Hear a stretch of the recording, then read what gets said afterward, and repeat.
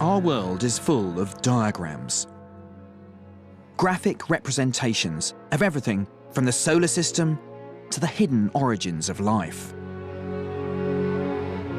They have a unique ability to express complex ideas simply, and an intellectual and artistic beauty that has the power to inspire awe and change our perceptions.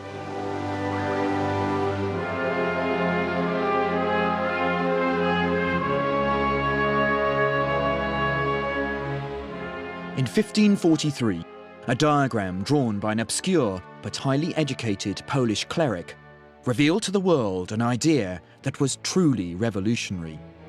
A universe, not with the Earth at its centre, but the Sun. His name was Nicolaus Copernicus, and he's revered today as the inventor of modern astronomy. And here he is in a rather romanticised 19th century painting, surrounded by the tools of his trade. Tools that helped him to create this extraordinary diagram, which is as pertinent today as it was 500 years ago. And it was this diagram that helped him to answer some of the biggest questions on the scientific books. What does the universe look like? How does it work? And where, crucially, are we in it?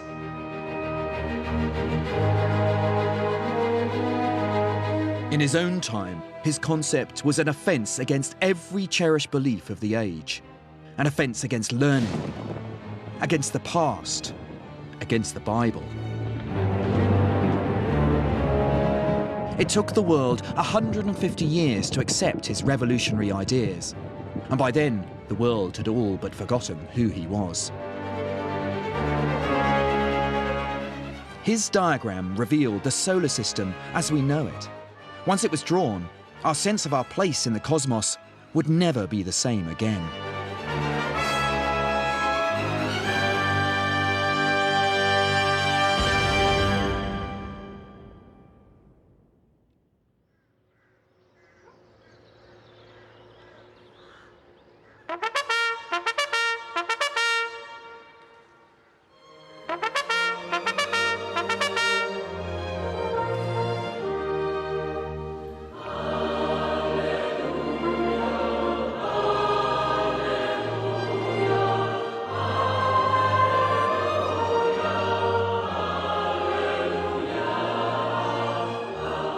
At the cathedral in the town of Frombork, in northeast Poland, I'm witnessing an extraordinary event. An elaborate funeral marking the end of a 200-year search for the remains of a Polish churchman and scientist who was originally buried here in an unmarked grave in 1543. The remains are those of Nicolaus Copernicus. Well, this is a pretty amazing event for the locals here, but also for everyone else. There are historians, astronomers, physicists and mathematicians from all over the world, and they come here to see the final formal laying to rest of a man who died nearly 500 years ago. An unsung hero who pretty much invented modern astronomy and started the scientific revolution.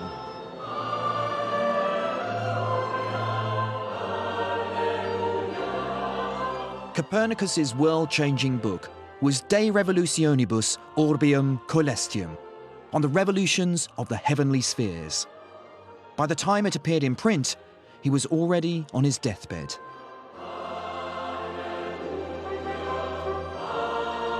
At a time when science, the Bible, and plain common sense all agreed that the Earth was static at the centre of the cosmos, Copernicus dared to say different.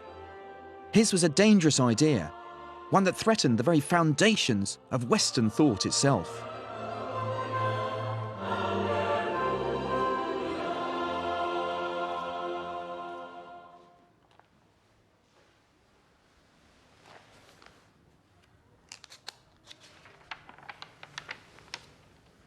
This book represents Copernicus's life work, but it's the diagram at the beginning of the book which captures in an instant what the whole book is about.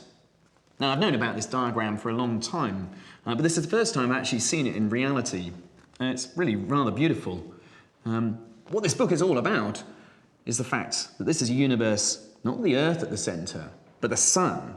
And here we see the planets going around in concentric circles. The Earth is right out here, Saturn right at the edge. I think it's hard for us to realise today quite how revolutionary an idea this would have been at the time. Copernicus certainly realised he was afraid to publish the diagram. He was frightened of the scorn he'd get for the absurdity of such an idea. His diagram shows the planets, each numbered and named in Latin, moving round the Sun in circular orbits. It was a vision of the heavens that no one in the world had ever seen, one that flew in the face of the most fundamental ideas about the universe. For over 2,000 years, men had believed that the Earth was static at the centre of the cosmos, with the Sun and planets moving around it. To try to prove otherwise was an act of madness and heresy rolled into one. You can see Copernicus in action. There are lots of little crossings out, just like the crossings out I do in my own work. There are tables here still waiting for data to be put into them. And he's even drawn a little meteor at the top of this page here. It's really beautiful. And you can see just full of calculations that Copernicus was making at a time when he didn't have a computer to help him out with it all. And it's just beautiful the way he's written his manuscript around the diagram itself. So there it is, the first surviving diagram in human history that puts the sun at the centre of the universe. Copernicus had sown the seed of what we now know as the heliocentric system. But he wasn't the first man to think about it. The Greeks had toyed with the idea. One of them, Aristarchus, seems to have taken it seriously and suffered ridicule as a result for pursuing an idea that flew in the face of accepted reason. Copernicus would devote his life to what seemed like an impossible theory, a heliocentric universe in which the Earth was both spinning and orbiting the Sun at high speed. Oh, and I wonder whether you could explain to me what you think the power of that diagram that Copernicus drew in the book. The really greatest scientists are ones who are unifiers. And what Copernicus is doing is unifying the planetary system. You can say he invented the solar system. Why was Copernicus reluctant to publish? He said that he was afraid of being laughed off the stage. And I wondered, how did he say that in Latin? And the Latin word is explodendum. Who would have guessed that the original meaning of the word explode is to be hissed or booed off the stage? He was afraid that people would consider it too ridiculous. Why do you think Copernicus felt the need to challenge the status quo? After all, there had been a pretty good explanation of how the planets worked. If you just wanted to make predictions of where you would find the planets in the sky, the Ptolemaic system was working well enough.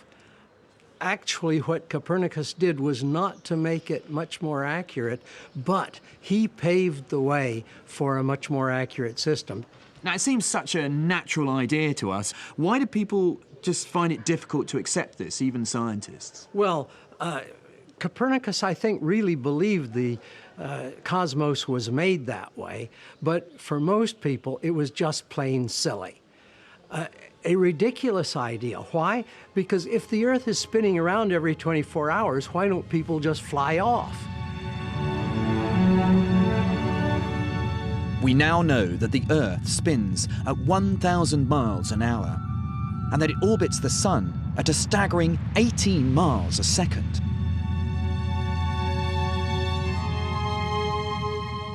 Copernicus was the first person in history to identify this double global movement of spin and orbit. It was an extraordinary insight, but one that he couldn't prove. It took Newton's discovery of gravity to explain why we don't fly off. But that was over 140 years after Copernicus died. So his apparently simple diagram posed seemingly unanswerable questions. Even worse, it contradicted one of the greatest scientists of the classical past, the Roman astronomer Ptolemy. This is the so-called geocentric universe as proposed by Claudius Ptolemy. It has the Earth static at the centre of the universe, and the other planets and the Sun as well are moving around the Earth. I think in this diagram you really get the idea of the Earth at the centre of the universe. Ptolemy had been dead for 1,000 years when Copernicus was born, but his ideas were still considered as gospel truth. At universities across Europe, from here in Oxford through to Warsaw, students and scholars and professors would learn that this was their model of the universe. Above all, this is what they regarded as the truth.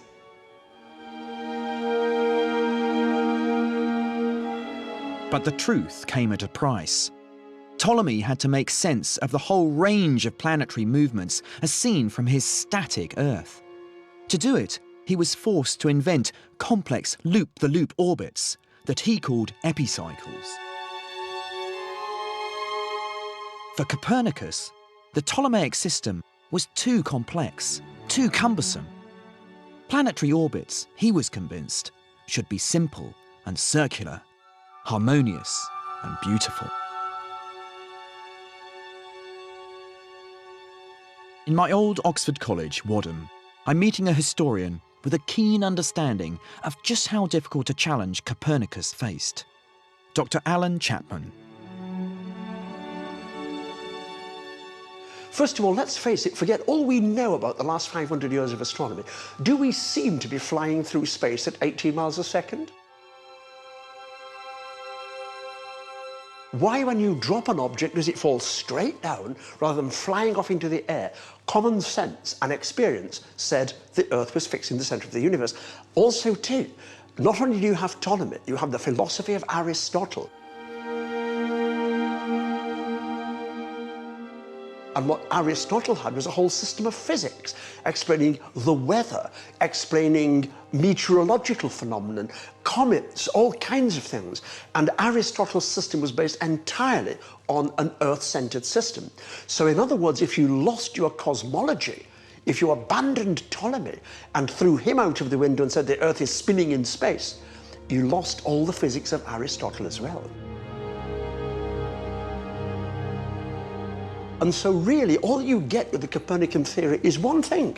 You explain the planetary retrogrades more simply than with epicycles, but for that, you lose the rest of classical physics. And so to most people, it was hardly a trade-off.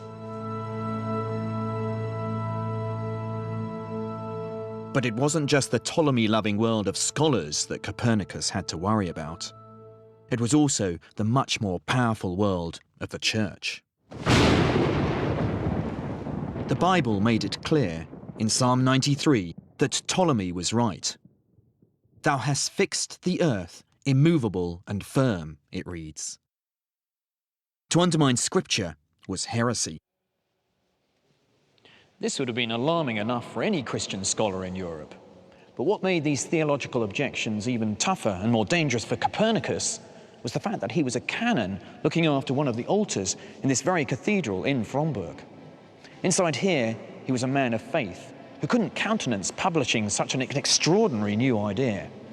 Out there, however, he was a mathematician, and he couldn't leave the idea alone.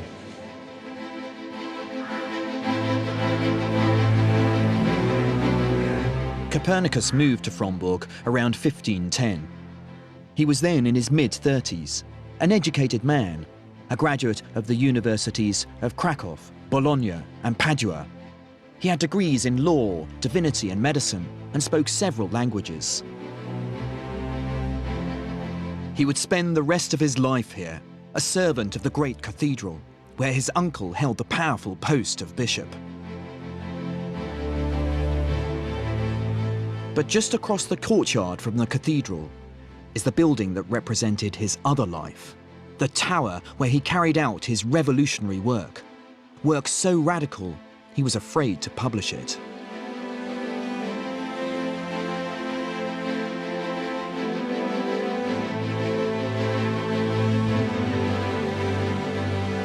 During his time in Fromborg, Copernicus made many observations of the night sky, using instruments like this one here, called an armillary sphere. What he would do is to line up this circle with something called the ecliptic, which is the motion that the sun makes through the sky. And then he would use these other circles to line up the planets and measure their changing angles as they move. This is actually a piece of old technology. Even the ancient Greeks would have been using this one. Copernicus believed that Ptolemy's explanation for the motion of the planets through the sky was just too complicated, too unwieldy to be true.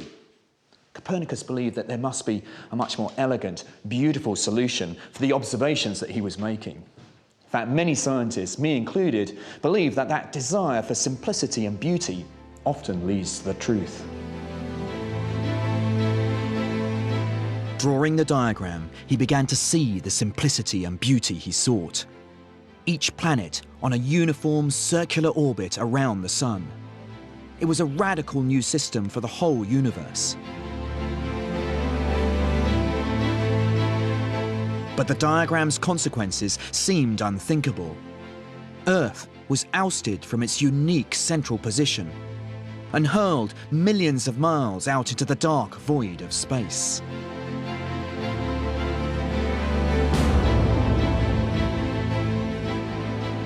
And even if it was right, how could he ever prove it? His manuscript reveals what he went through to try to do it.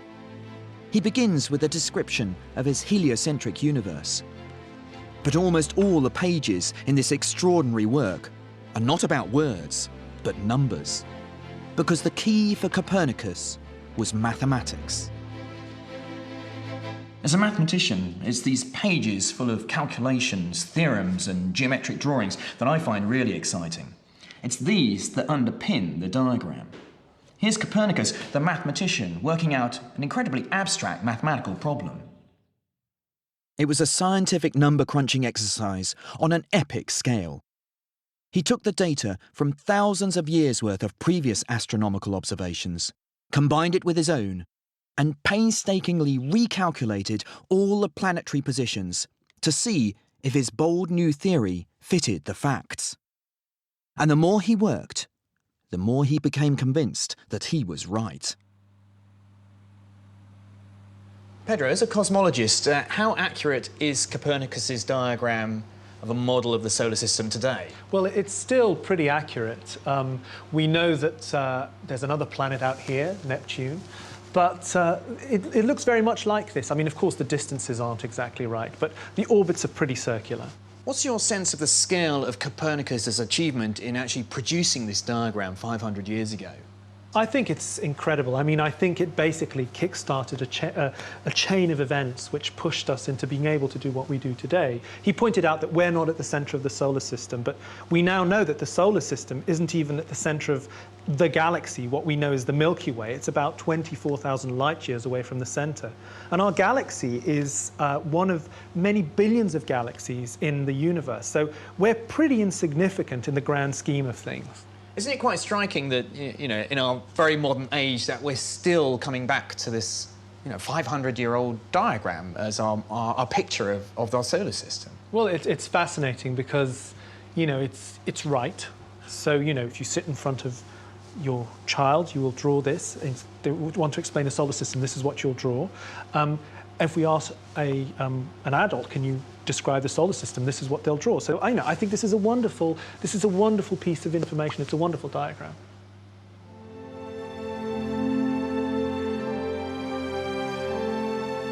But Copernicus's extraordinary diagram might never have seen the light of day.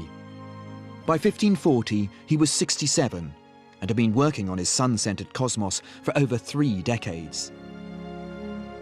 But still, he was afraid to publish. In that year, however, the arrival in Fromborg of a young German mathematician changed the fate of Copernicus and the diagram forever. His name was Georg Rheticus. We don't know for certain how Rheticus even found out about this startling new theory. The now elderly Copernicus had produced a handwritten pamphlet, never published, which he distributed amongst friends. Perhaps Rheticus had heard about this. However he found out, Rheticus has gone down in history as the world's first Copernican. In fact, in 1540, he was probably the world's only Copernican. But Rheticus had come here with a purpose, to persuade Copernicus to publish. After decades working alone, Copernicus finally had a student and supporter. Perhaps Rheticus gave the old man courage, because eventually the young German left Fromburg with the manuscript and permission to publish. Soon, it was in print. And here it is. Once the ink had dried on the diagram, the way we viewed ourselves and our place in the universe changed forever. Legend has it that the last pages of the printer's proofs were placed in Copernicus's hands just before he died. So, as he departed the world, his revolutionary book, representing his whole life's work, arrived. And what did the world make of it? Some were appalled. The Protestant firebrand John Calvin is said to have asked, "Who will venture to place the authority of Copernicus above that of the Holy Spirit?" And the trouble didn't end there.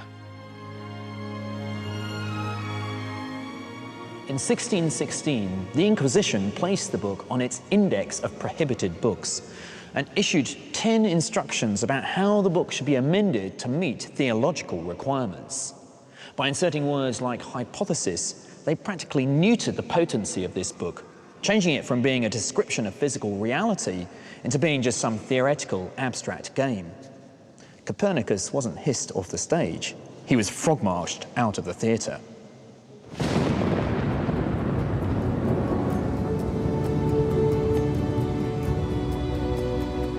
His early supporters, among them the great scientist Galileo, found themselves in hot water. He was accused of heresy and placed under house arrest for supporting Copernicus's ideas. But as the scientific revolution got underway, the once heretical diagram began to enter the mainstream.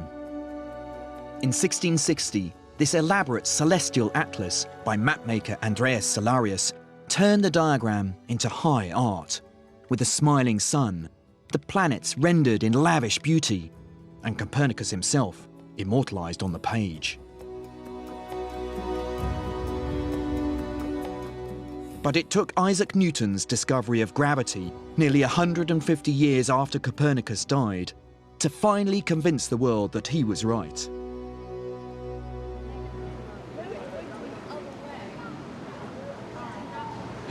We're now so attuned to the Copernican system that we don't even think about it.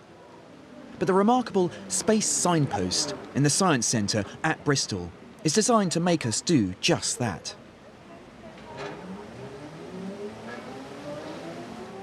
Using state-of-the-art technology, it tracks the rapidly changing distances between Earth and the planets in real time.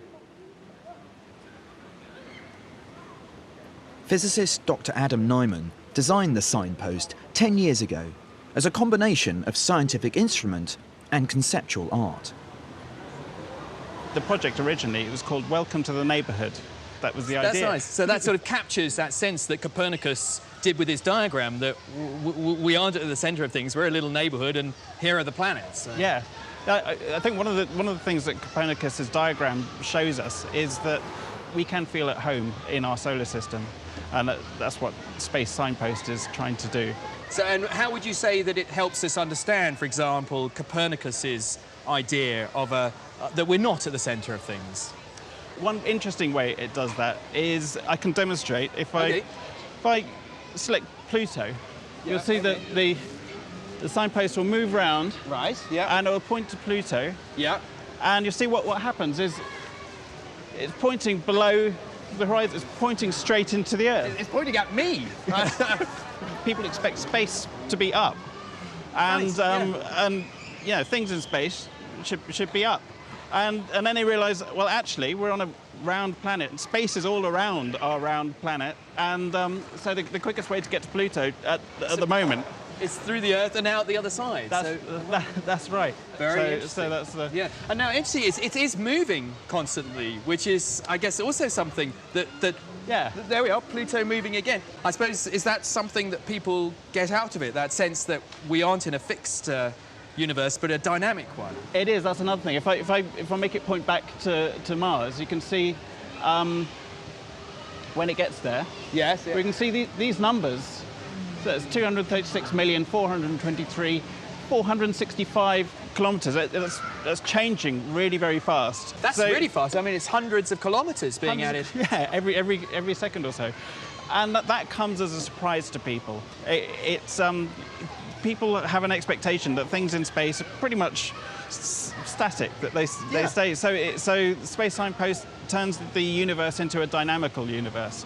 So that's one of the surprises. And I guess that's, in a way, that Copernicus's diagram sort of gives a very static view, a sort of snapshot, but this is like almost animating Copernicus's diagram. Yeah, this is, it's easier for us these days. Yes. Today, our notion of space still owes everything to Copernicus and his diagram. And 500 years after it was made, the man himself is finally receiving the honour that never came to him in life.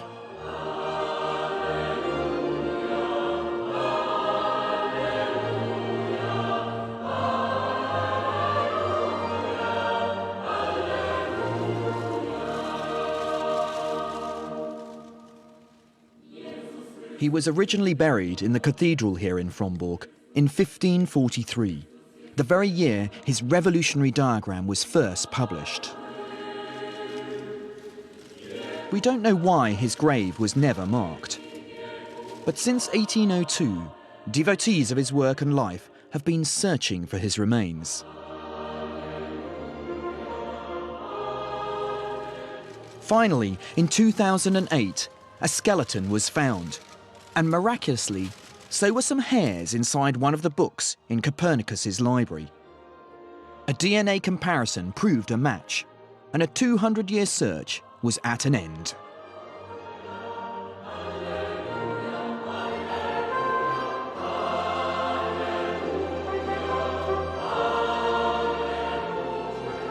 His story really comes full circle here at his grave in Frombork. It was a genuinely moving experience to see the final laying to rest of such an iconic figure in the history of science. Although the man is now just bones in a box, the diagram which sits above his grave will live forever. It's a diagram which changed our understanding of the nature of the universe and our place in it. That his diagram still speaks to us now is testament to his achievement. A diagram drawn half a millennium ago, not far from this very spot, that captures an essential, beautiful truth that to this day we have not bettered.